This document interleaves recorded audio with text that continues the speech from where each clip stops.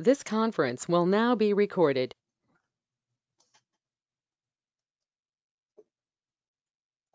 No, and I'll share this recording out through the listserv for anyone who wasn't able to attend who'd like to. All right, it's 10:02. I say we go ahead and dive in. Well, good morning or afternoon or evening or whatever time it is wherever you're at. Thank you for tuning in today. For carving some time, making some space in a very weird, wild few days. Having this to work on has been kind of a nice little focal point for me this week. So I'm really happy to go through this with you.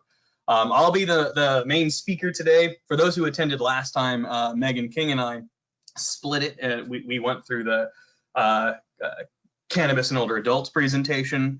We're mixing things up a bit. She's going to be an observer for this particular slide deck because we did a lot of changes. So a lot of this content-wise is going to be review for folks who attended the last one. There's going to be a lot more youth-specific info, and we played around with the order a lot. And we found some new evidence statements to throw in the mix. So without qualifying too much, let's get going. If you haven't already, please go ahead and introduce yourself in the chat. I think everyone has, or at least most folks have. A reminder that, again, this webinar is being recorded. Okay, so you may hear my animals in the background, my beloved dog and cat. They should pass out soon, but if you hear them, that's why. So this is our sort of agenda for the day. We're gonna, kind of skip along the Washington Poison Center portion because you all know what a poison center is, or you should. We're gonna do a brief overview on cannabis itself. Then we'll go through some legality stuff, modes of use, along with a bit of routes of administration, acute effects, so that's in the moment, short-term effects from intoxication, health correlations attached to more chronic use, and then some communication tips at the very, very, very end. Now, this is probably review for folks, but this substance has so many different names. Cannabis, marijuana are the two main ones, but there are also a ton of slang names: pot, weed, kush, ganja, all sorts of them. If you want to kill a bit of time, that is a fascinating Google search to see different terms associated with this substance. And it is, I think, very important to acknowledge that there's a ton of diversity and the nuance and the stigma and the histories attached to these different terms, specifically cannabis and marijuana. And again, at the end of the day, they refer to the same plant. We're going to touch on some of the nuance, specifically with the term marijuana, and why there's some pushback against the use of that term when we get to the legality section.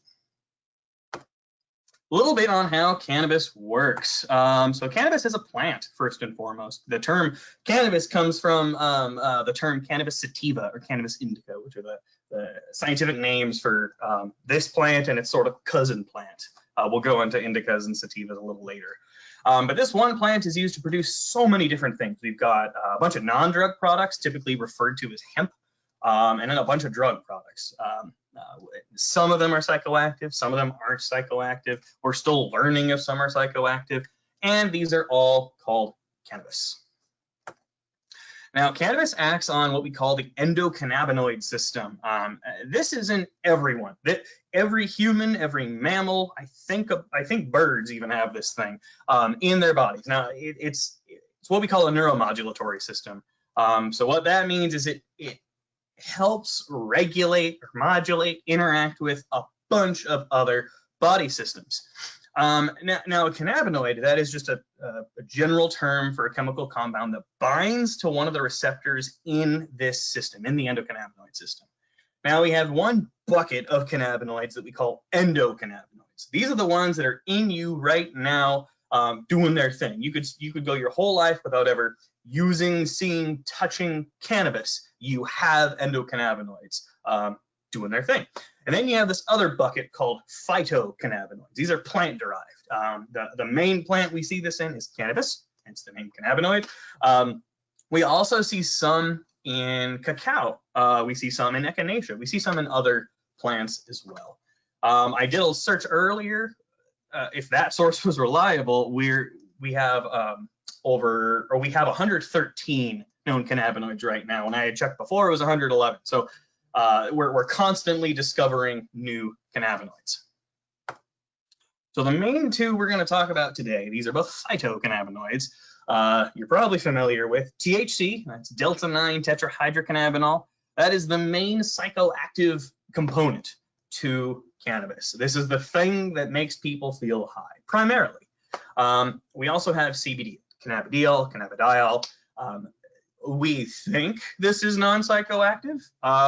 Some folks think it might be psychoactive in really huge doses. And it's important to note that it may actually alter the effects of other cannabinoids. So even if it's not psychoactive in of itself or not psychoactive in lower doses, it may alter how THC affects someone. It may alter how other cannabinoids affect someone. This sort of interaction between cannabinoids and something else called terpenes, we'll speak to a little later, is called the entourage effect. It's this idea that THC behaves differently on its own versus when it's interacting with CBD and other cannabinoids. So this is a little chart. I'm a pretty visual person, and I like this chart a lot. It's worth noting this comes from Leafly. So for folks who don't know Leafly, it's kind of the Yelp of cannabis. They have a lot of fascinating stuff, and they generally do a pretty good job when they have a 101 article on something like what's a terpene, what's a cannabinoid. They do a pretty good job of citing their sources and that kind of thing. And they are attached to the industry. So anytime something's an industry, anytime money is to be made, you got to take the health claims with a bit of a grain of salt. Having said that, they do great graphics. One thing I like about this is it shows that anandamide, this is one of the endocannabinoids, one of the ones that's just in your body doing its thing all on its own, is very similar in shape to THC. Now this means that THC can land on and activate the same receptors that anandamide can. And we're still trying to figure out what this whole system does. We're still trying to figure out what THC does to this system. But by our understanding right now, THC acts as a bigger, better, more intense, more robust version of anandamide. And so we think, one of the things we think the system does is that by regulating various neurotransmitters or other chemicals in the brain, such as dopamine, which is really attached to reward and reinforcement. It's the feel-good chemical. GABA, that's attached to sleep and mood and all sorts of weird stuff. By directly regulating these, we think that the endocannabinoid system indirectly influences all sorts of things like stress and anxiety behaviors, processes attached to learning, to forming and storing memory, our sense of reward, there's that dopamine, and a few other things. So because this slide deck is more youth focused, I'm going to do my best to bring it back to youth as much as possible, bring it back to adolescence as much as possible. So this system, the endocannabinoid system, is incredibly active during adolescence. Now, one of the hallmarks of adolescence is synaptic refinement, is taking the brain from a very, very plastic state where there's so much potential, it can form neurons and synapses in all manner of different routes. It's taking that potential and refining it, honing it in to who we become as adults. And because this thing is so active during this process, there's just this general concern of, well, what happens during this crucial period of brain development if we throw in these outside cannabinoids? What does that do in the long run? And really, we don't fully know. There are a few things we're learning more of over time, and we're going to go through a bunch of evidence statements later on to see what we do know. But, and you're going to get very tired of hearing me say this, we need way more research before we can make a lot of these more conclusive statements. We do know, though, that the earlier someone initiates cannabis use, the greater their risk of dependence, of that physical dependence. And we'll go through dependence and addiction a bit later as well. But first, let's build some context, because context is so important. So legality, and to go through legality, we got to take a step back. We got to go back to the early 1900s. So Megan and I put together this kind of timeline, the thematic timeline of legality. And this first chunk here is agriculture. So back in the early 1900s, hemp, again, this is sort of the non-psychoactive version of the plant, was a huge agricultural product, commercially available agricultural product in the US. And it was, I believe, exported quite a bit And it was used for all sorts of stuff, textiles, it was used in medicines, it was used in, there was, this is kind of a side thing, but there was a big push for from some folks for it to be used in paper, because apparently it could make a more recyclable paper. Anyway, it was used a lot for agriculture. Now, agriculture commercially kind of ceased during the 1950s. There are a few reasons for that. That doesn't mean agriculture in general stopped. If it did, we wouldn't have the elaborate like cultivation techniques and crossbreeding and strains that we have today. It definitely continued. It just went underground. And it doesn't mean that cannabis use for its psychoactive effects wasn't happening. It definitely was. It was just a very, very different product back then. Okay, so jumping forward in time a little bit to the 1930s. This is when things got a little weirder. So you'll notice this big bar, fear and racism, from the 1930s to present. Now, there are a lot of sources for there, a lot of factors involved in this, but one of the biggest is the fellow by the name of Harry Anslinger.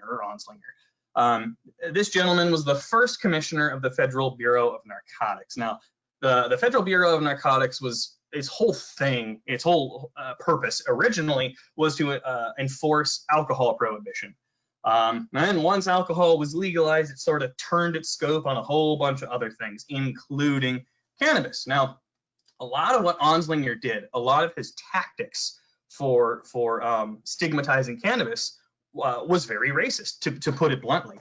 He took a lot of very prominent pre-existing racist notions and anti-immigration notions at the time and merged it with cannabis propaganda, anti-cannabis propaganda. And so the term marijuana has a lot of the stigma it does today because of Harry Anslinger's propaganda attempts. It's my understanding that the term marijuana at the time, before this propaganda, was just another Spanish term for the plant itself. And he took this Spanish term and kept mashing it in with a lot of things like Reefer Madness. This was a government-sponsored propaganda film in 1936. If folks haven't heard of this, it's often available at libraries. It's a fascinating watch. It's really problematic too. So you have a lot of imagery of linking marijuana use to the devil. You get weird orgies, wild parties, unleashed passion. So all of this propaganda, you use cannabis, you're going to become this like derelict of society. And it was, again, presented in this very racist way. So why do I bring that up? Well, because it has an effect on today.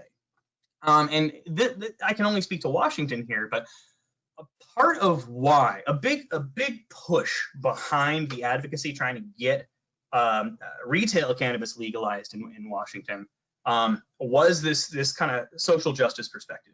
It was trying to reduce overall arrest rates. And historically, arrest rates around cannabis have targeted folks of color significantly more than white folks. Now, in some ways it worked, it being Initiative 502, legalization of retail cannabis. It worked in the sense that overall arrest rates did go down. What's a lot trickier, though, is that the disparity of arrests, specifically between African Americans and white folks, in some ways got better, in other ways got worse. I'm checking a comment real fast. Oh, thank you. We got a Jennifer shared out a link that can, let's see, to the history of the war on drugs in America. Excellent. Thank you for sharing that. Let's see. So this is Washington specific data. It's a little older, so I'd love to see newer stuff. But this is looking at the disparity in arrest rates for possession. And that actually did ever so slightly improve. We got a long ways to go. But pre-legalization, African Americans were arrested 2.67 times more than white folks. Post, that changed to 2.3. So 14% decrease there. Where it got worse was arrest rates for the sales of cannabis. Let's see, pre-legalization, African Americans were arrested over 3 times greater than white folks. And that changed to 7 times greater. That was 127% increase there. So yeah, we have a lot of work to do locally, and I'd wager some of this holds true in other states that have legalized as well, but I haven't looked at that data. Okay, so in 1937, we get this taxation period starts to emerge, and that's when the Marijuana Tax Act came into being. Now, it's worth noting that by my understanding, a lot of the actual intent of this act was really just to make money. It was to take advantage of the sales that were happening. Folks wanted to take advantage of that capital. But again, enforcement is tricky, and the enforcement of this started having a lot of inequity issues as well. So it links with a lot of that fear and racism. Now, a better version of this would really have a gradient between taxation and criminalization, because it wasn't necessarily a hard line of, all right, now it is criminalized. It was a gradual process. In the 50s, there was something called the Boggs Act that was passed, and that mandated fines and arrests for drug convictions. And local jurisdictions were already doing that on their own, and Boggs Act was a federal act. And then by 1970, and thank you for mentioning war on drugs earlier, we get the Controlled Substances Act, and that created the schedule system. So that placed cannabis as a Schedule 1 substance. I'll just read this verbatim. Schedule 1 drug substances or chemicals are defined as drugs with no currently accepted medical use and a high potential for abuse. So other drugs in this category, I believe, are peyote, LSD, heroin, meth, some of the some kind of intense stuff. And at the very, very little end here, starting in 1996, we get legalization. And that was California, because of course it was California. They were the first to put together a medical marijuana infrastructure. And then again, Washington and Colorado enter the retail market, start the retail market in 2012. Okay, so you guys probably know this, but just to make sure we're all on the same page, whenever I say medical, I'm referring to a system that requires some form of medical authorization to document that they have a condition that warrants the use of cannabis to help with treatment of symptoms specifically. Now, states that have medical marijuana, they're very different of what counts as a medically qualifying condition and all that. Now, retail, sometimes called non-medical, recreational, regular, adult, all sorts of different terms there. Retail does not require any medical authorization, and to my knowledge, every state that has legalized has used 21 and up as their age restriction. I don't know of any exceptions to that. Okay, so we're going to go through a little bit of a time lapse. Again, this is, well, it's partly a review to those who saw the last one, but yesterday I added some new states because it's election season. All right, so we start in the 90s and we kind of see these blue. The blue means medical here. States popping up. Gray means no legal market. And then watch what happens in 2012. That's when the green will mean retail. Colorado and Washington sort of change the pace of things, and we get this sort of escalation, the snowball effect. And then not a ton happened in 2019, but 2020, there were 4 new states that entered the fold.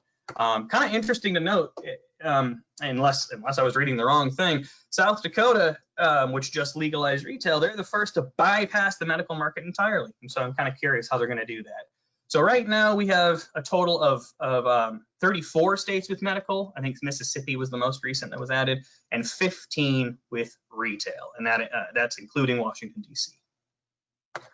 Now, I mentioned hemp a couple times. It's worth noting just a little bit on the legalization of CBD and hemp.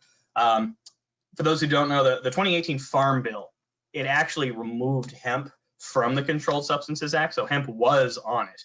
And it now legally defines hemp as cannabis, same plant, but with less than 0.3% THC. So this is why there was almost that overnight explosion of CBD products, because folks can now legally derive CBD from hemp. Okay, so this is just a little snapshot of the qualifying conditions for Washington's medical system. And this was originated in 1998. They totally overhauled the system in 2016. So for folks who aren't familiar with Washington's landscape, we used to have separate medical-only dispensaries. Now, since the merger, we have all folks who have that medical authorization will go to a standard retail, cannabis retail store, but they'll have access to slightly different prices. They'll have access to what we call a medical marijuana consultant, and that's a bud tender who's gone through a bit more training so that they can weigh in a little bit on, okay, you have this issue that you have your access card for, this strain may help you most with that kind of thing. One thing that's worth noting, not all of these conditions are necessarily backed by robust evidence, and that's where we're at with a lot of things with cannabis right now. Is we need a lot more research before we can make these larger claims on health, therapeutic or risky. Okay, so since I-502 passed in Washington, folks can only purchase from those licensed retailers. Folks have to be 21 years or older. This isn't just to purchase, but this is to possess or use. And it is still illegal to use in public. It's still illegal to drive under the influence. I don't know if this is still true. For a long time, Washington was the only state where folks couldn't grow at home if they didn't have a medical marijuana authorization. 4 states that have legalized the retail market.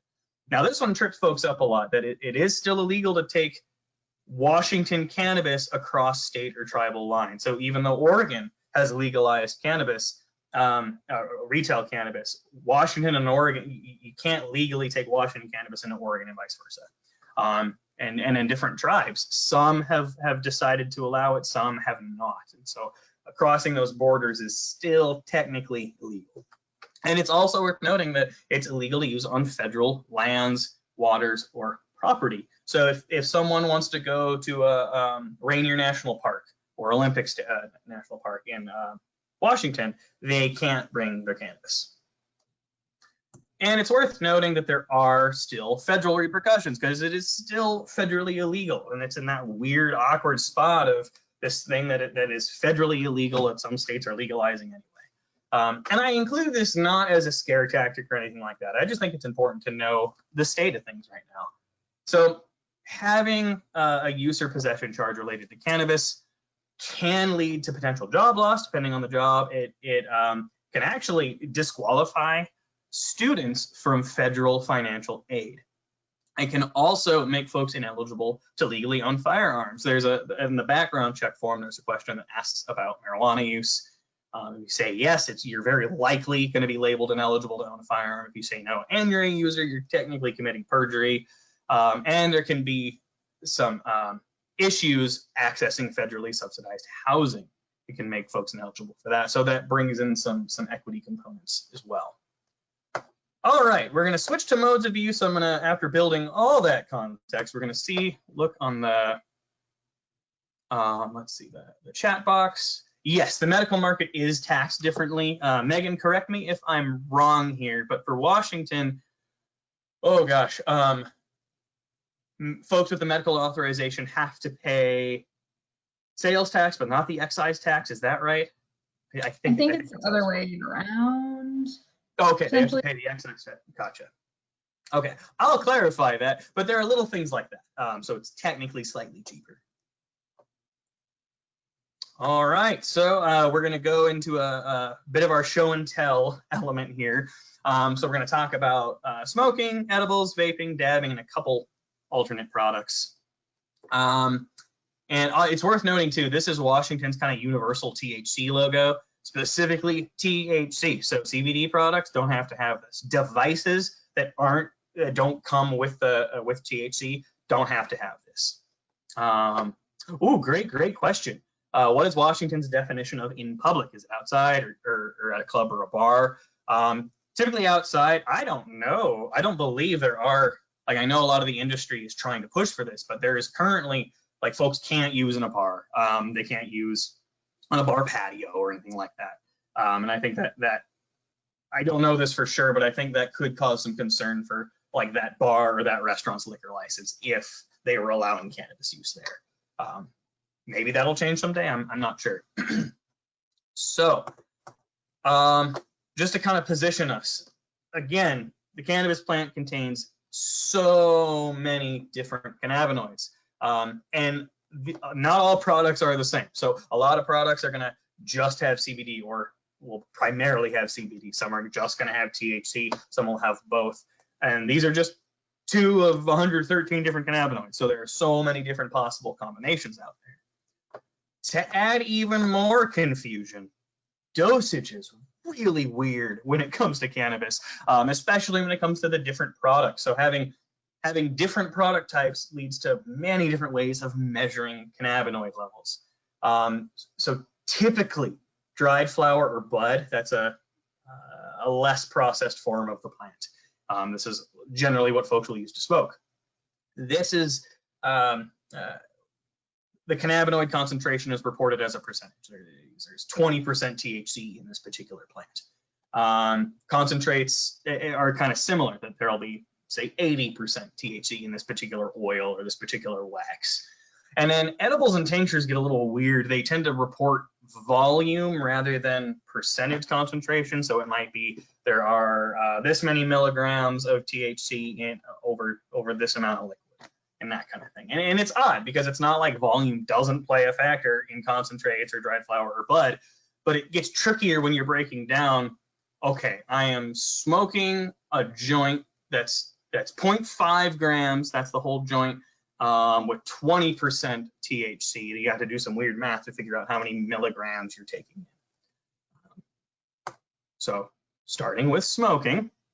Smoking is exactly what it sounds like. You light the thing on fire, the thing being the plant, you breathe in the smoke.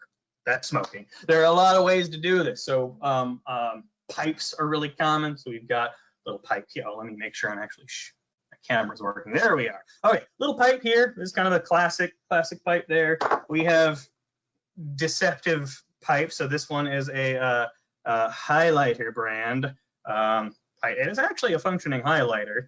And a little pipe bursts out the back there. And then let's see, we also have a bong. So I walked through how this worked last time. I can do it again this time. For those who don't know how a water bong works, typically just called a bong. This is going to be filled with water. The plant material would go here, and we'll call the bowl. You'd light that on fire. Folks would like pull some of the smoke into the water. It kind of cools it and condenses it. And then when they're ready to inhale, they pull this part out. It's called clearing the bong, so more air can go in and help push the smoke through. And then they breathe in the smoke. And we also have cigarettes, essentially. So joints, spliffs, and blunts are all variations on a rolled cigarette. So a joint typically just has cannabis, just has the dry flower. A spliff combines tobacco with cannabis, and then a blunt is either a cigar that's been hollowed out and refilled with cannabis, or it's cannabis rolled in cigar paper. Obviously, spliffs with tobacco are going to have nicotine content. Blunts, because it's using cigar paper is generally pressed tobacco leaf. There's going to be some nicotine in that as well. We know even less about the interactions between nicotine and cannabis. Okay, so, oops, there we are. Edibles and drinkables. So THC can make its way into all sorts of things. It's soluble in fat. It can combine with alcohol. I don't know how they get it into candy. I don't know that process yet, but it's very common. So Washington's typical serving size, it's sort of standard dose, is 10 milligrams of THC per serving. So this particular image you're seeing here has 100 milligrams of THC in the whole thing, which means there are 10 individually wrapped gummies in this package. Now, one of the hallmarks of edibles and drinkables is the delay in onset of effects, because it's got to go through the digestion process. So it can affect some folks pretty quickly, relatively quickly. It can take others hours to make any effect. So one of the bigger concerns there, well, driving is a huge one, of taking something, not feeling it, feeling safe to drive, and then having it hit while you're driving. That's no good. Another concern is, especially for newer users, is they take it, nothing happens for 3 hours. They think it didn't work, so they take more. Once it's in there, and they may be heading toward a journey they did not bargain for. Here is just a image of other Washington-specific edibles and drinkables, and you'll notice they all have this little logo here, this little hand.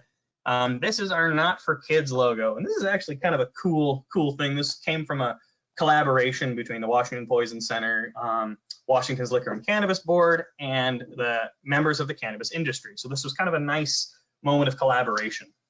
And the whole point here, unlike Mr. Yuck Stickers, which is to tell kids, hey, don't do this. This is telling like adults in the house, this is not a product for children, so store it safely. I'm gonna check on the chat box real fast. Ooh, Soma tax breakdown. Thanks for sharing that. Perfect, thanks guys. All right, vaping. There's a lot to say about vaping, but I'll keep it pretty short today. First off, the term vaping is misleading. Vaping implies it's releasing water vapor. It is not. It is releasing an aerosol. The idea behind vaping is to take a product, whether it's dry flower or a concentrate, and heating it up just before it burns, so just before the point of combustion, so that it releases those oils. And here's a temperature range here. It seems like most users try to aim for 450 to 465 degrees Fahrenheit. Now there are tons and tons and tons of types of vape products. Folks who use dry flower may use something like this. Bring the camera back, there we go. Something like this, where they put the loose leaf just in this chamber directly. It heats it up before combustion. And it takes the oils that are on the leaves and aerosolizes those. Then someone who's using a concentrate, this would be a liquid concentrate here, might use a little device like this. This normally comes pre-filled with cannabis oil. If this one was an empty one, Poison Center would not be cool with us purchasing actual cannabis. And then we also have, oh, where'd it go? This big honkin' fella here. This would be used for one of those solid concentrates, such as BHO, butane hash oil. And as the term concentrate applies, it tends to have a much higher concentration of THC. So dried flower or bud is a big range depending on where you are and what you're getting, anywhere from 5 to 30%, sometimes more. And then the concentrates I've seen as low as 50 and as high as over 90%. All right, moving on to the notorious dabbing. A couple qualifiers here. I've been told by a few folks that there may be some kind of regional differences with dabbing. So if folks are aware that, like, if the term dab means something different to you or the areas, the folks in your area, let me know. I'm always interested in learning about that. Some folks say that dabbing and vaping, those terms are used interchangeably. My understanding of it and the way I'm moving forward here is looking at dabbing as similar to vaping in that aerosol is produced, but at a much, much, much higher temperature. So the idea with dabbing is to take, here, I got a dab rig here, is to take some very, very hot source like a blowtorch, and you superheat this thing, which once it's superheated, someone would use a tool like this, scoop some of the concentrate, put it on the superheated material, flip this over, cover it, and then similar to a bong, breathe it through the water, which condenses it and cools it. One of the trickier parts of dabbing, especially for folks who may be more used to a bong, is I mentioned earlier, you grab that bowl to clear a bong often. That's called clearing a bong. To breathe in, some folks may instinctively grab the nail. That's what that's called. This part here is called a nail. They may grab the nail instinctively to clear the dab and then burn their fingers real bad. So there's the potential for burns. There's the potential to get a very high dose because you're taking in what's already a concentrated product, and then you're condensing it even further once it goes through the water. So potential for very, very, very high doses. And we won't go into details on these, but it's worth acknowledging there are other types. So there are tinctures, there are topicals, suppositories we learned about not too long ago, and then there are others more and more coming out all the time. All right, I'm gonna take a sip of water and some coffee. Hit me with any questions before we move on to the next. Oh, thanks for chiming in on tax stuff, Megan. Okay, going through a little bit of cannabis labels. I already showed you the universal THC logo there. You may have heard of indicas versus sativas. I mentioned them earlier. This generally refers to the type of plant, cannabis indica or cannabis sativa. And it's often used to describe the effects of a given strain or type of cannabis. A lot of folks assume that indicas will lead to more of a body high. It'll be more of that physical sensation because it might have more CBD. And a lot of folks assume that sativas are going to have more of a head or intoxicating mental experience because there may be more THC. At one point in time, this may have been true, but there's been so much intentional crossbreeding of these plants. First off, most things someone purchases is going to be a hybrid. Stores will still use these terms, indicas and sativas, to show where that strain originated from, but there's a shift to including a breakdown of the cannabinoid and the terpene content as well. And that seems to be true across states that have the legal retail market as well as medical infrastructure. So terpenes, for those who don't know, terpenes are aromatic compounds that come from different plants and different fruits. And they can potentially, where there's emerging science on this, interact with cannabinoids to alter the effects. Again, an extension of the entourage effect. My favorite example of a terpene is linalool. First, because it's very fun to say. Second, because it belongs in lavender, and I love the smell of lavender. So linalool is what makes lavender smell like lavender. Now this this image here, oh gosh, I believe it's from Massachusetts, but I need to verify that actually. So it's not Washington, but you'll see it shows the different cannabinoids up here. You got THC9, that's just standard THC. CBD over here, and then these bottom four are terpenes actually. So LIN is linalool. It shows there's a very small percentage of linalool in this particular strain. Some example packaging. This is from Washington, and again, this is where the units of measurement come into play. This is a very basic edible package. These were this was a package of gummies, I believe. Each individually wrapped serving had 10 milligrams of THC and 2 milligrams CBD. Period. Then we move on to something like this. This would be dry flower, and it has this very complicated breakdown to the side here, not just of THC, CBD, and another cannabinoid CBG, but the different subtypes of them. So anytime you see cannabinoid followed by acid, that typically refers to it's technically another cannabinoid, but it's an inactive version of that cannabinoid. It's an acid form. What's very strange, though, and I'm not going to linger on this. I'm not a chemist, but if anyone is, enjoy the chemistry. If an inactive acid form of a cannabinoid is heated up, then some of it will become the active form. So if you take THC, for example, and heat it up, some of it is going to convert to THC during that heating process. This funky term called decarboxylation. I think I said that right.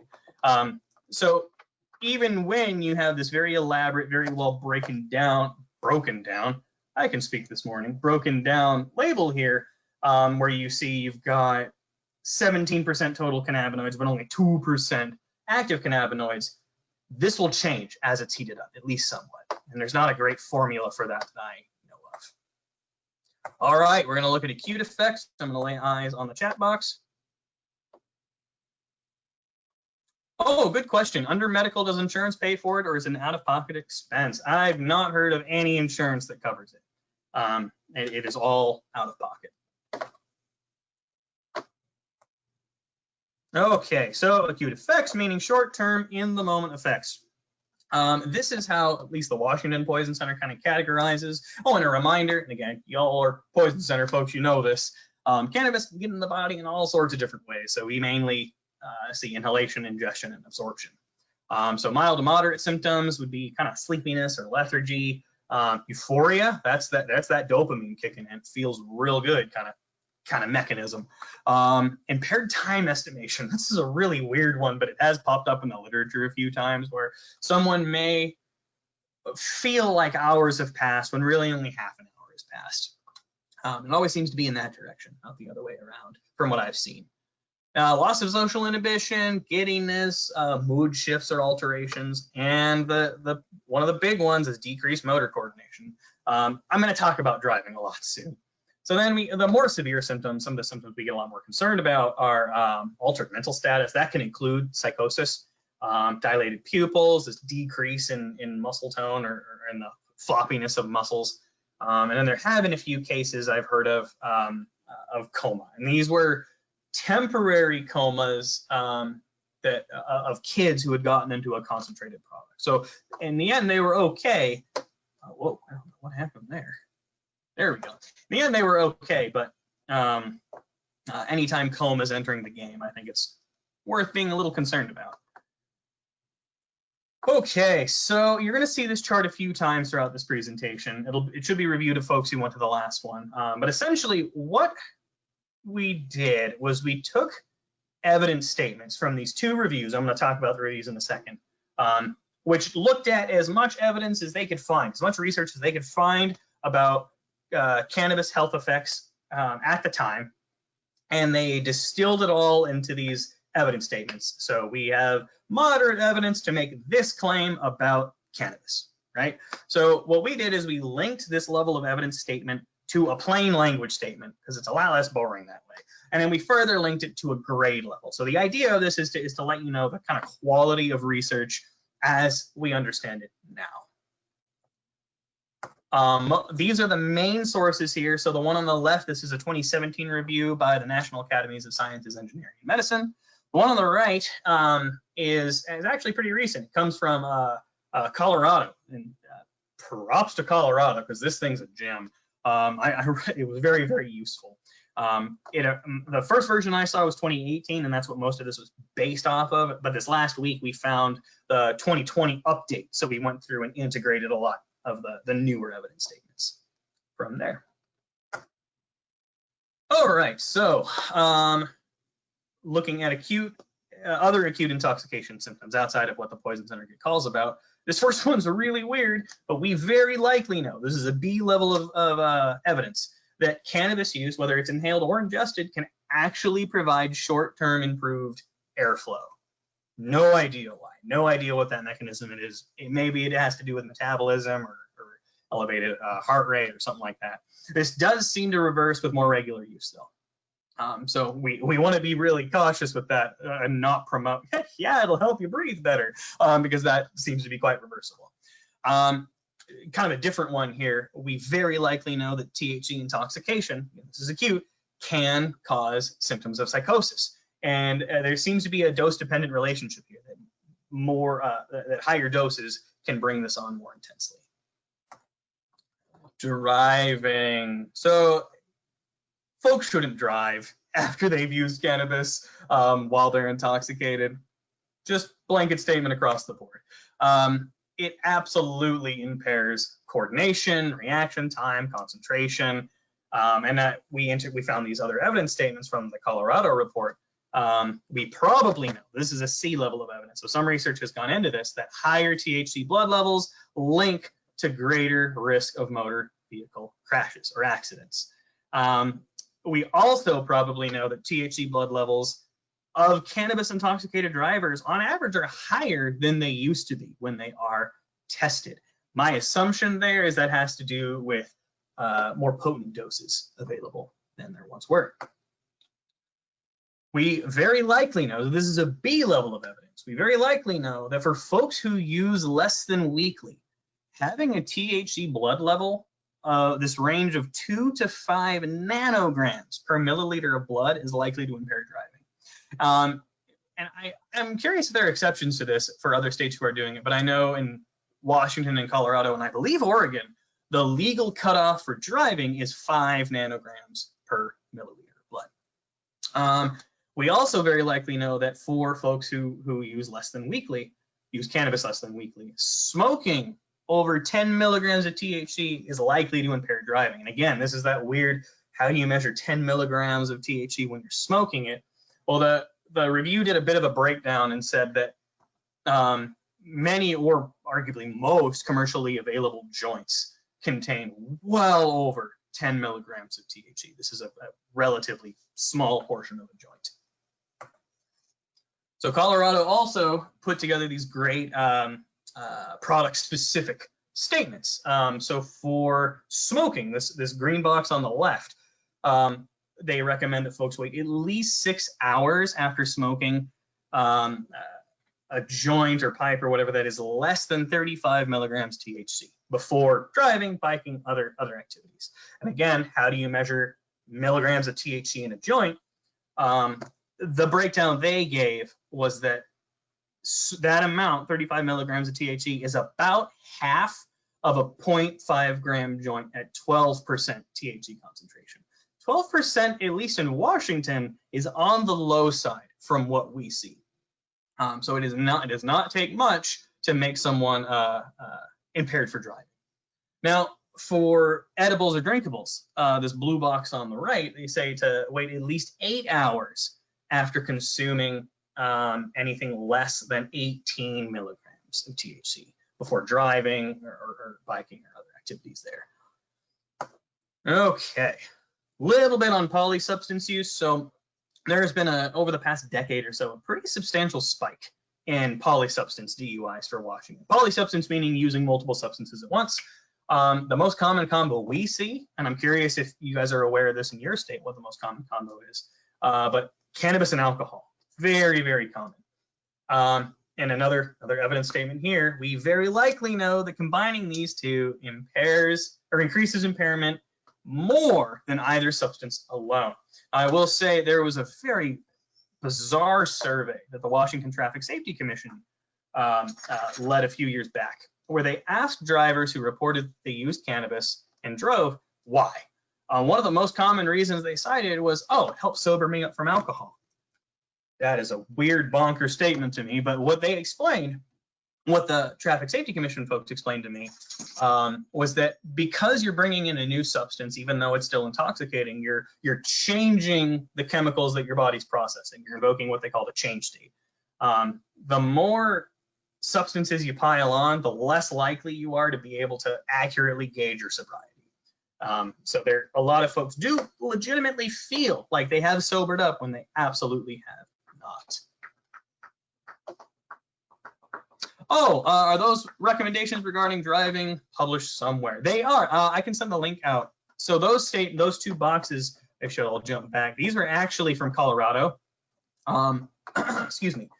In that large lit review, and that's publicly available. Okay. You all know safe storage messaging. Don't need to linger on that. And then we do get this question a lot when we present, what if someone's too high? What do I do? And we asked our C-spies, because we're like, we can't give treatment advice. What do we tell them? And this is what our C-spies told us. There's no proven method to decrease impairment. We've heard some fascinating suggestions from audience members. Let's see, some folks have recommended eat some carrots. Others have said drink pineapple juice. Others have said take a bunch of CBD. Please don't do that. We don't know what that would lead to. So don't take anything additional. Basically stay put and wait for things to decrease. Don't drive, don't operate machinery. Call the poison center if needed. And yeah, it is possible to experience, I guess I didn't include that in the slide deck, but hyperemesis syndrome. If folks haven't heard of that, that's for folks who are using regularly. There's a chance they can experience this really difficult, intense levels of vomiting, of diarrhea, that seem to be alleviated by taking hot showers, by hot baths. Very, very strange. Okay, we're gonna now talk a little bit about why youth use. So some risk factors and other things like that.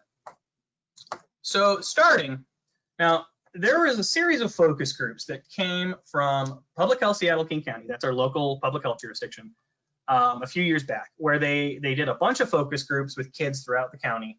And they asked a lot of questions around cannabis. And they didn't ask questions about, do you use? They wanted to know perception of cannabis. Who do you trust to talk to you about cannabis? Like, where do you get this info from?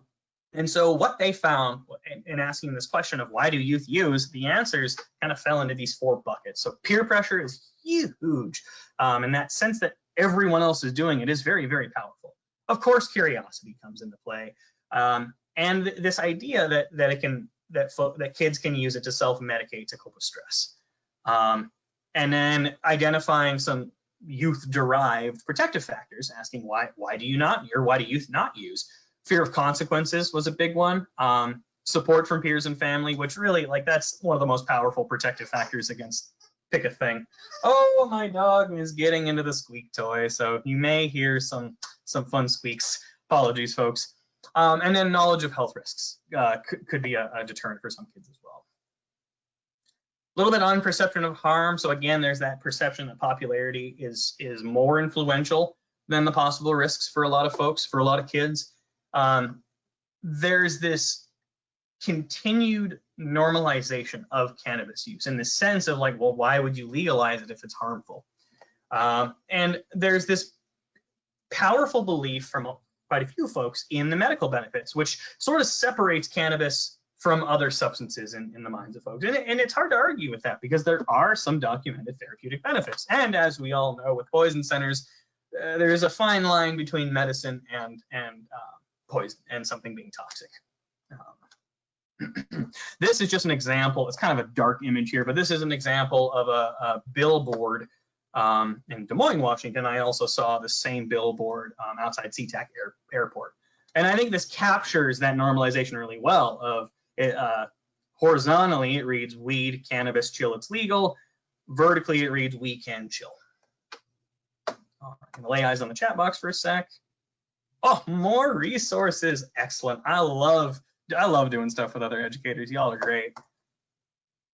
Okay, a little bit on dependence and addiction. So very quickly, physical dependence occurs when the body or the brain starts to rely on something else, some external substance to maintain normal function.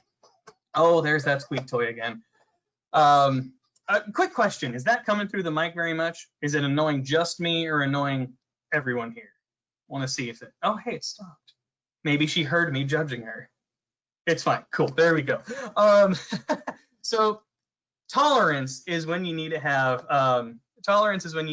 more and more and more of that external substance to maintain normal function. And with dependence, quitting or reducing that external substance can lead to withdrawal symptoms. And there's a huge range of symptoms there. Now, addiction. Addiction or substance use disorder or problem use, or there are a lot of terms for this. Addiction generally occurs when dependence starts to disrupt other aspects of life.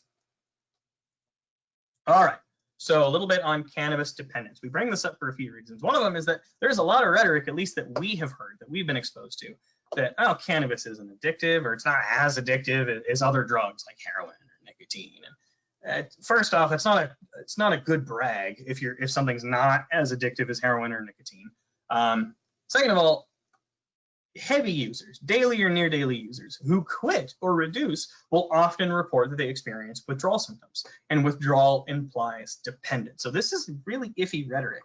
And some of the common withdrawal symptoms we've come across are sleep disruption, anxiety, irritability, depression or depressed mood, and headaches. Now, one of the big challenges here is that, at least for a few of these, a lot of these withdrawal symptoms might overlap with why someone might seek out cannabis to begin with. If they're struggling to sleep, they've tried a bunch of other sleep aids, they may try cannabis and say it works. If that tolerance starts to build, the tolerance specifically to THC, they may need more and more and more. And if they quit for whatever reason, that sleep disruption may come back harder. And so that cycle can kind of perpetuate itself. Laying eyes on the comment box again. Oh, everyone telling me the squeak toy is just bugging me. All right, cool, we're good. All right, so moving on to, so problem cannabis use. This is how that first review defined problem cannabis use. This is the National Academy of Sciences article. Includes the experience of persistent or recurrent social, interpersonal, occupational, academic, recreational, psychological, or physical problems caused or exacerbated by cannabis use. Now, that is a very fancy way of saying disrupts other aspects of life. Once again, here's that plain language chart. You'll notice some of the grades throughout here as well.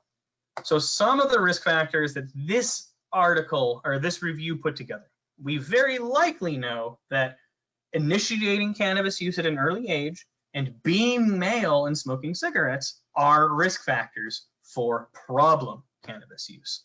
We very likely know of a correlation between, again, being male and the severity of problem cannabis use. And that study noted that the recurrence of problem use, so redeveloping problem use, didn't differ between males and females. And we also very likely know of a correlation between increasing frequency of use and the development of problem cannabis use. And that's one of those like, well, of course statements. There are a lot of those well, of course statements in those larger reviews. Okay, more risk factors here. We probably know that major depressive disorder, and again, being male, are risk factors for problem use. One thing I will note, and I didn't include trend data here, but from the trend data we've seen for Washington youth, specifically youth, we didn't see much of a difference between male and female across, which was kind of interesting that male comes up as a risk factor so much. Now, we probably know that the following are risk factors during adolescence. And now, looking through this list, this really looks kind of like a list of ACEs to me, that all of these issues that can lead to a whole lot of other things also can contribute to problem cannabis use. Now, a little bit on the gateway hypothesis. So this is specifically for adults, and the idea behind the gateway hypothesis, I'm sure you know, is that you use one substance and it opens up a gateway into a bunch of other substances. Now, this is tricky because a lot of the data we have is correlational, not causational, so not causal. So we can't necessarily say using this leads to using this, but we do see a correlation for adults. We probably know that cannabis use is linked with substance use disorder for other substances, alcohol, tobacco, and others. For adults, we may know that cannabis use is correlated with tobacco use initiation. So it's actually stronger the other way, that tobacco use increases the likelihood that someone will later use cannabis. Now, when we look at the gateway hypothesis for adolescents and young adults, we very likely know that cannabis use is correlated with other substance use or substance use disorder in adulthood, and this includes tobacco. Slightly lower level of evidence for the same correlation, but with alcohol use and alcohol use disorder. And again, I really want to emphasize, we can't make the claim that cannabis use causes alcohol use disorder. That's a big leap there. It could be that that similar factors leading to someone using cannabis use as a kid also lead to them developing an alcohol use disorder later in life. This was a nice and hopeful statement I came across, that there is treatment. And we very likely know that these treatments for some folks can be very effective, and these are commonly used with tobacco cessation as well. So that can be cognitive behavioral therapy, motivational interviewing. I don't know a ton about multidimensional family therapy, but that was listed there. All right, any questions on all that before we morph into the larger health correlations?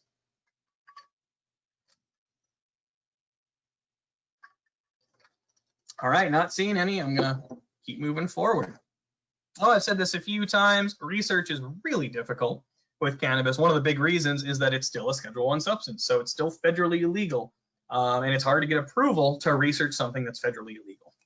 When approval is granted, it typically tends to be on low-dose smoked cannabis, which, you know, tells us a lot about a kind of weak joint, but it doesn't tell us anything about a high concentrated dab or a vape product or an edible or any of the other things we talked about. And having so many products on the market makes researching them very difficult.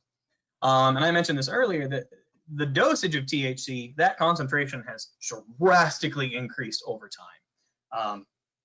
Back in the 60s and 70s, it was like unheard of to reach double digits with THC percentages. And now, at least in Washington, our average, I believe that the average dry flower THC percentage I most recently heard was 21%. So it is a radically different product than it used to be. Again, makes studying hard. Once more, here's that chart. I hope this is seared in a little bit by now. We're going to start with some therapeutic correlations, because it's important to acknowledge that cannabis does have some therapeutic applications, and that's part of why there is this push to legalize. So this is like the one conclusive we know statement you'll hear me say. We know that some cannabinoids are an effective treatment of nausea and vomiting for folks who are receiving chemo. chemotherapy. Now, these are specifically oral synthetic THC medications, nabilone and dronabinol, and these have been on FDA approved for quite a few decades now. And yes, they are synthetic, but they mirror THC in its structure pretty darn close. So we feel okay making the assumption that THC itself would probably also be effective for nausea and vomiting. Now, we very likely know that some cannabinoids are effective at treating chronic pain. Now, this research comes mainly from Europe, so it looks at a product called nabiximols. Now, these are a combo of THC and CBD. They're not in the U.S. yet, but they are going trials right now, going through trials right now. Now, therapeutic effects still, we probably know that cannabis use is correlated with improved sleep. So specifically management of short-term sleep disturbance from these sources. So this is just what the research happens to show right now. It may help with short-term sleep disturbance from other areas as well. A bit of a cannabinoid differential here with sleep. So THC, we think that it helps reduce how long it takes to fall asleep. So I think that term's called sleep latency. But it may disrupt sleep in the long term, again, because of that tolerance, because we can form tolerance to THC relatively easily. CBD is a little weirder. See, there right now hasn't been any identified dependence potential for CBD. Doesn't mean it's not there, just haven't identified it. CBD seems to act as more of a stimulant in low doses and a depressant in higher doses. And the way this study defined high dose was, I think, 160 milligrams or more. So there is this concern of, if we're doing that kind of dose, what else might be happening, even if it helps with the sleep disorder. Laying eyes on the chat box here.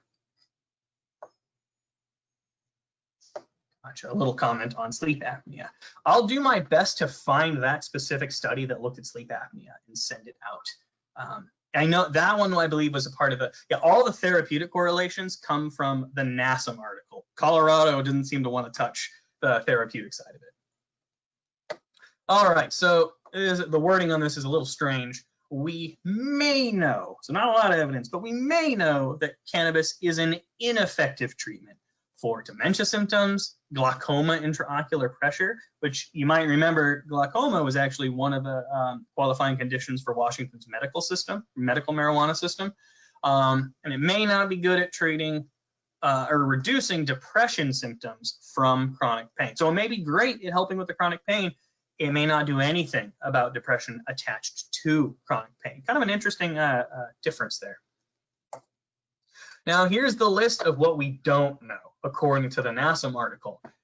We don't know at all if there's an association between cannabis use and the treatment of cancers. We don't know if it helps with appetite loss. We might assume it does because it helps with the nausea, but I guess the research just hasn't looked at the appetite loss just yet associated with cancer. There's IBS, there's spasticity from paralysis, and Parkinson's motor system symptoms.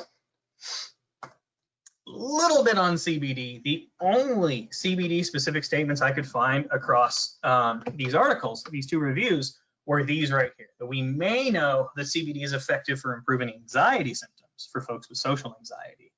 We don't know if CBD is helpful at treating mental health outcomes for folks with schizophrenia. Those seem very, very different. They are very, very different statements. They're just linked by CBD. Now, we expanded a little beyond those reviews to try to find a little more info on CBD. It's worth noting there is an FDA-approved CBD-derived medication right now. It was approved in 2018 called Epidiolex. It is used to treat certain forms of epilepsy, and it seems to do so pretty well. CBD has tremendous anti-inflammatory properties, and that may help. There's hope that it could help treat some neurological disorders. There's also hope that it may help with other treatment of other substance use disorders. But all this evidence is very, very, very limited. It's pretty much animal studies right now. We need more research. Okay, moving on to the health risks. We're going to start with cancer. Now, we very likely, oh, I missed the word no there. We very likely know that there is a correlation between daily or near daily cannabis use and the development of pre-malignant lesions in the airway. Pre-malignant means precancerous. So we would expect that to continue on to cancer, but get there in a second. We very likely know that cannabis smoke and tobacco smoke share many of the same carcinogens, including ammonia and hydrogen cyanide. So again, we'd expect there to be at least some link with lung cancer, but so far we haven't been able to establish that. We probably know that there's no correlation between cannabis use and lung cancer, and no correlation between cannabis use and head or neck cancers. We probably know, though, that there is a correlation with use in non-seminoma testicular cancer. Now, we recently added this one because this was in the 2020 update for Colorado. We may know that there is a correlation between cannabis use and bladder cancer as well as prostate cancer. But we really don't know about a correlation between use and other cancers. Just because we can't establish a link with lung cancer does not mean there aren't concerns with the respiratory system. We very likely know of a correlation between cannabis smoking specifically and overall worse respiratory symptoms, including cough, phlegm production, and wheezing. We also note more frequent chronic bronchitis. This is more common with long-term cannabis smoking. Luckily, though, these do seem to be reversible. So if folks quit, a lot of that, the worst symptoms reduce. A little bit on psychosocial and cognitive. We very likely know that heavy users, this is using at least most days, are more likely to experience memory impairments. And this is for at least 7 days following abstinence. Now, we don't know if this is a withdrawal symptom, if this is just a symptom of use. In either case, memory impairments is no fun. We'd rather not see that. All right, I am zipping through pretty fast, so please hit me with any questions as you have them. So we probably know that cannabis use is linked with cognitive and academic impairment, specifically for adolescents and young adults. These are for younger ones who use at least weekly or more, and this seems to last far longer than for adults, for over 28 days or more of abstinence. We still noted cognitive and academic impairment. So we actually have more evidence linking cannabis to psychosis than we do to some other mental health conditions. So we very likely know that cannabis use is linked with the development of schizophrenia or psychosis. Now, the risk seems to go up with more use, and it seems to go up with younger age of use. And what we think the mechanism is, though, is that folks who already have a predisposition for developing psychosis, for those folks, cannabis may act as a bit of a catalyst and bring those symptoms on faster. What's really odd here, there's a lot of nuance to this, and part of why we need more research, is that for those who have a history of cannabis use, for those who already have a psychotic disorder, that history of cannabis use is linked with improved cognitive performance. So on one hand, it may bring about symptoms of psychosis sooner. It may also, at least for some folks, act as a bit of a protective factor if psychosis does develop. Lay eyes on the chat section. Any research on youth self-medicating with cannabis for ADHD? I have still not come across any. I kept my eyes open, but I haven't seen it yet. I hope so. I hope there's research on that, because I'm really interested in that as well. I just haven't found it yet. A little bit on anxiety. So we probably know that regular use is linked with the increased incidence. Social anxiety disorder, that's a C level of evidence there. We see a similar correlation but lower evidence with any anxiety disorder. With depression, we probably know that there is a correlation between cannabis use and an increased risk for developing depressive disorders. What we don't know, though, is if it changes the symptoms or the course of symptoms for those who already have a depressive disorder. This is a really heartbreaking slide, and I do want to emphasize that this is correlation, not causation right now. We probably know that cannabis use is correlated with suicidal ideation, attempts, and completion, and that this is a dose-dependent response as well. This is the National Suicide Prevention Lifeline. We have a couple other, we have the lifeline there again, and then for immediate harm for anyone, or immediate help after self-harm for anyone, just to call 911. So bringing all those in a little more toward the youth side of things, looking at youth mental health, we don't know if cannabis use during youth will increase the risk of developing anxiety later in adulthood. There's very mixed evidence right now. Some studies see that, some don't see it. We may know that cannabis use during youth increases the risk of later developing depression in adulthood. So we think that there might be some causality there. We probably know that there is a link between youth cannabis use and suicidality. The younger someone uses, the greater likelihood that they may be also struggling with suicidality. All right, so health risks with CBD. We're getting really close to the end. We're getting through this way faster than I expected. I don't know how much of that is my own caffeine intake or what, but thanks for hanging out so far. So a little bit on health risks with CBD. There is a concern for liver injury. This is one of the potential side effects listed on Epidiolex, that CBD medication. CBD may actually interact with certain enzymes that the liver uses to help break down toxicity. So it may delay some of that toxicity breakdown. It may keep, if it may interact with other medications, it may keep those medications active longer. It may suppress some. We're really not sure of the full list just yet. Now, the World Health Organization had a pretty interesting report on CBD back in 2018, where they didn't identify dependence potential. They did state that we don't think there's a dependence issue. What they did list concern for was the medication interaction. And one of the larger concerns we have with the nature of CBD products right now is that there's not a ton of regulation. So there's tons of products out there with all manner of claims. Some, or a lot of them, are very misleading or false, they're unproven. Our concern here is that folks, by seeking out these products, even if they aren't directly harmed from these products, they may be delaying proper diagnosis and treatment through other medical channels. All right, just a little bit here on the communication. So this also came from those Public Health Seattle King County listening sessions. And when they asked the kids, like, what do you want? Like, how do you want folks to talk to you about cannabis?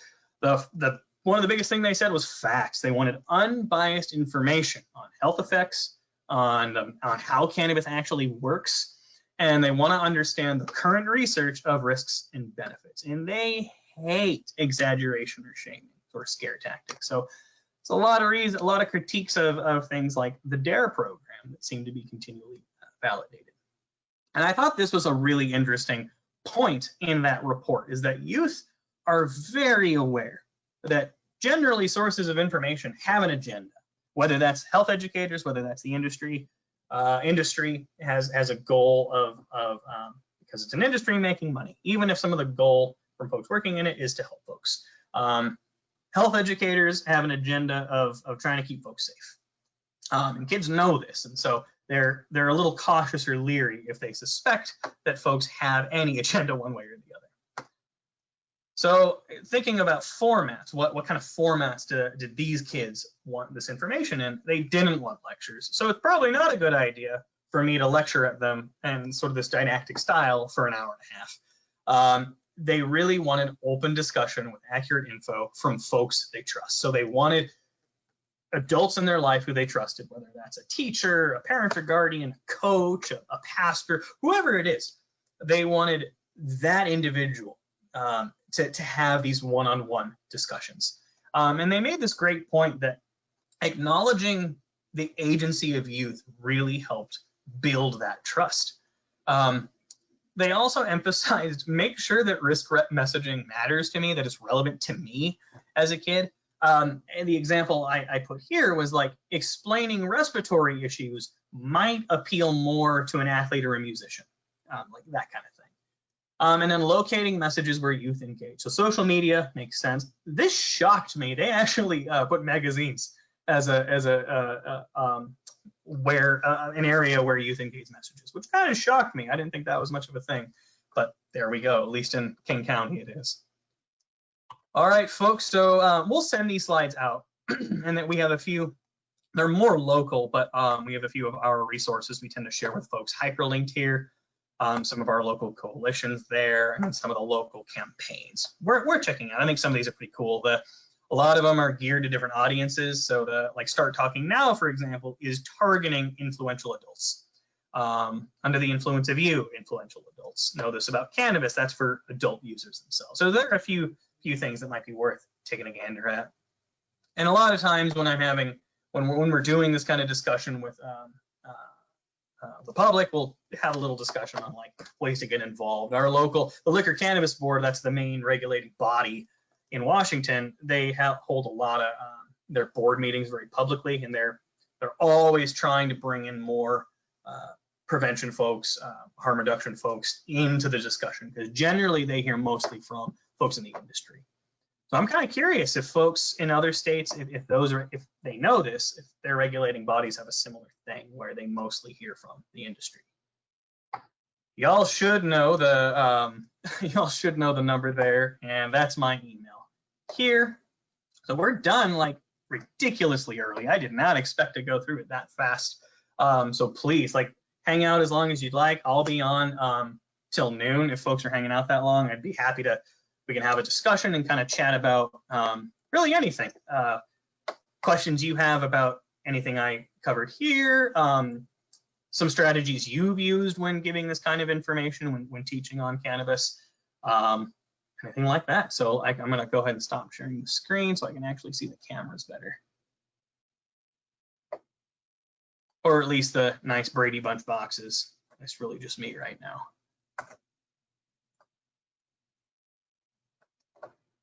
And absolutely no pressure to like hang out after this. You can totally log off now. You don't have to say anything. There's no judgment. But we will send this recording out. We'll send the slides themselves out to everyone here as well as on the larger listserv.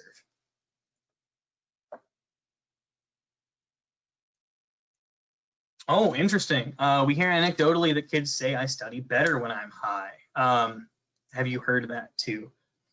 Not directly, but it doesn't surprise me. I know something that came out in the listening sessions was this sense that like a lot of my friends use this because they're so stressed out. So maybe that's the link there, that I have a lot of anxiety when I do my homework, and like getting high helps me with that anxiety in that moment. Maybe that's the kind of link. I'm curious there. And if folks want, you can also unmute yourselves. You don't have to use the chat box or anything now.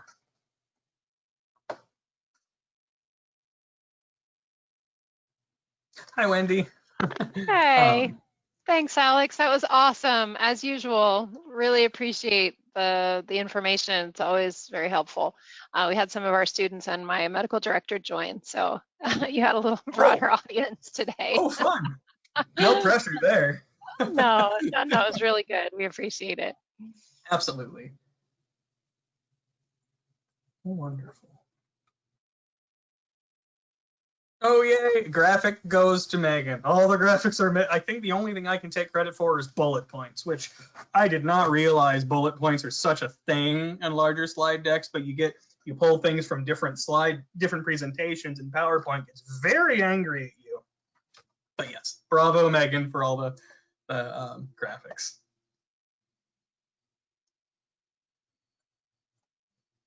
So also useful little, I guess, case study to know that my dog Squeak Toy won't come over the mic. So thank you guys for being my focus group there.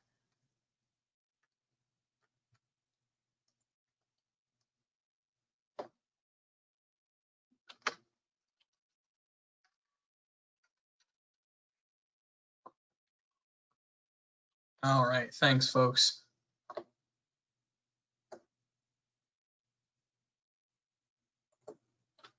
As folks are logging off, I wish you all the best in the next few days. It's been a journey. So hang in there and connect with loved ones and all that. All right, well, no more, I'm not seeing any more chat engagement. I spoke too soon. Let's see. People at poison centers, get people who have inadvertently gotten into edibles or shaky with uncontrolled movements. This is with adults. I believe so. I don't know of the cases specifically, but that sounds correct to me based on some of the like altered muscle tone. I don't know about tremors as much though. So we'd have to ask some of our C-spies to see what they've come across. Does that ring a bell for you at all, Megan? Like, have you heard of anything there? Okay. Yeah, I'm not sure. I think we would have to ask, but I mean, definitely people who have inadvertently gone into apples, we for sure get lots of that. And we actually just this morning got our new data looking at cannabis exposures for the first 9 months of the year. So Alex and I are really excited to dive into all of that. We'll be putting together a data snapshot on it, and we can be sure that it's sent out through the listserv as well. I'm going to go ahead and stop recording.